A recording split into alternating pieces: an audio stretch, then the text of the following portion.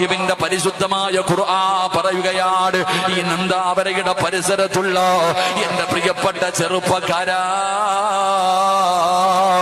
തമാശയല്ലടാ, കോമഡിയല്ലടാ, കെട്ടുകഥയല്ല, നിസാരമല്ല, കളിക്കല്ലേ, തമാശ കാണിക്കല്ലേ.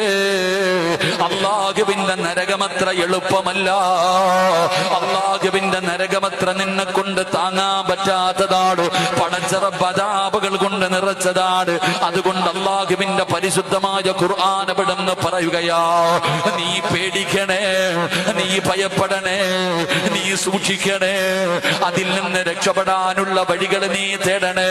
അതുകൊണ്ടാണ് അല്ലാഹുവിന്റെ പ്രവാചകൻ അവിടുന്ന് പറഞ്ഞത്, ആയിഷ, ഒരു കാരക്കയുടെ ചീള് കൊടുത്തിട്ടാണെങ്കിലും, ഒരു കാരക്കയുടെ ഒരു അംശം സദഖ കൊടുത്തിട്ടാണെങ്കിലും നീ ആ നരകത്തിൽ നിന്ന് രക്ഷപ്പെടണേ എന്ന് ആദരവായ പ്രവാചകൻ നബി മുഹമ്മദ് മുസ്തഫ